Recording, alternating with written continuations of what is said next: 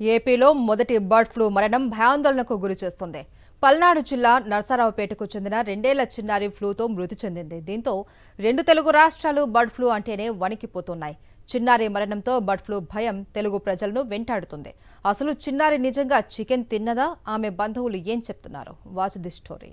Bird flu లేదు, ఏం లేదు, చికెన్ ని నిర్భయంగా తినొచ్చు, మేం తింటున్నాం, మీరు కూడా తినండి అంటూ పౌల్ట్రీ పరిశ్రమ వ్యాపారులు చేసిన ప్రచారంతో ప్రజలు చికెన్ తినడం మొదలు పెట్టారు.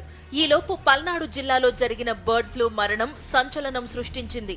నరసరావుపేటలోని బాలయ్య నగర్ కు చెందిన 2 ఏళ్ల చిన్నారి మార్చి 4వ తేదీన తీవ్ర జ్వరం వచ్చి శ్వాస తీసుకోవడానికి ఇబ్బంది పడింది. వీటితో పాటుగా ముక్కు కారడం, మూర్ఛ, విరోచనాలు, ఆహారం తినలేని పరిస్థితికి చేరుకుంది. చిన్నారి పరిస్థితి గంటకు దిగజారుతుండటంతో భయపడిన తల్లిదండ్రులు నరసరావుపేటలోని ఓ ప్రైవేట్ ఆసుపత్రిలో చేర్పించారు. అక్కడ పరిస్థితి మెరుగు కాకపోవడంతో వెంటనే చిన్నారిని మంగళగిరి ఎయిమ్స్ కు తరలించారు. 3 రోజులు పాప ఆరోగ్య పరిస్థితి కుదుట పడింది. కానీ ఆ వెంటనే చిన్నారి ఆరోగ్యం క్షీణించడం మొదలైంది. దీంతో చిన్నారి గొంతు, ముక్కు నుంచి తీసిన స్వాబ్ ని ఎయిమ్స్ లోని VRDL లో పరీక్షించారు. ఇన్ఫ్లుయెన్స్ ఏ పాజిటివ్ గా తేలిన తరువాత మార్చి 15న పాప చికిత్స పొందుతూ ఎయిమ్స్ లోనే కన్నుమూసింది. చిన్నారి స్వాబ్ నమూనాలను ఢిల్లీకి పంపించారు ఎయిమ్స్ అధికారులు.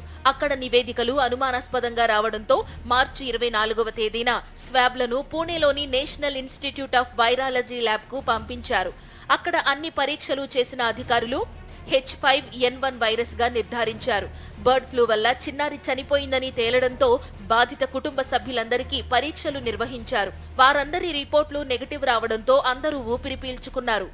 చిన్నారి పచ్చి కోడి మాంసం ముక్కను తిన్నదని, ఆ తరువాతే పాప జ్వరం బారిన పడిందనే ప్రచారం జోరుగా సాగుతోంది. కానీ తమ ఇంట్లో 2 నెలలుగా చికెనే వండలేదని చెబుతున్నారు బాధిత కుటుంబ సభ్యులు. పాపకి ప్రస్తుతానికైతే ఫస్ట్ జ్వరం వచ్చింది.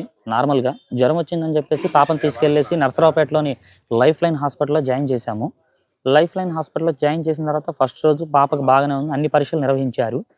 పాప కొంచెం వీక్గా ఉండటం వల్ల మాకు ఈ హాస్పిటల్ నచ్చక విజయవాడలోని సెంట్రల్ గవర్నమెంట్ ఎయిమ్స్ హాస్పిటల్కి తీసుకెళ్ళాము. ఎయిమ్స్ హాస్పిటల్లో పాపను జాయిన్ చేసిన తర్వాత 4 డేస్ దాకా పాప బాగానే ఉంది. 4 డేస్ తర్వాత పాప కొంచెం వీక్ అయింది.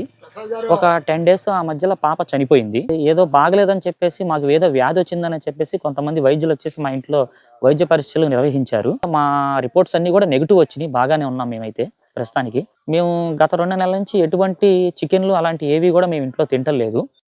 పల్నాడు జిల్లా DMHO రవికుమార్ చిన్నారి బర్డ్ ఫ్లూతోనే చనిపోయినట్లు నిర్ధారణ చేశారు. స్వాబ్లన్నీ పరీక్షించిన తరువాతే బర్డ్ ఫ్లూ అని తేలినట్లు వివరించారు. శాంపుల్స్ ని పై ఇన్స్టిట్యూట్స్ పంపించినప్పుడు ఈ బర్డ్ ఫ్లూ లైక్ ఇల్నెస్ ఉందని నిర్ధారణ అయింది. దాన్ని అది అంటే ఆ నిర్ధారణ కావడానికి టైం దగ్గర 25-26 తారీఖులో అది రిపోర్ట్స్ వాళ్ళకి వచ్చి వెళ్ళినాయి అన్నమాట.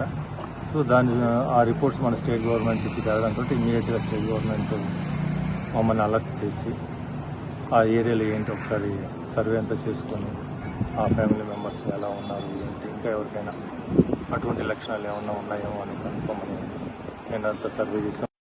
బర్డ్ ఫ్లూతో చిన్నారి మరణించడంతో మరోసారి చికెన్ తినడంపై ప్రజల్లో భయం పట్టుకుంది. దీంతో మరోసారి పౌల్ట్రీ రంగం కుదేలవడం ఖాయమని చెప్తున్నారు నిపుణులు.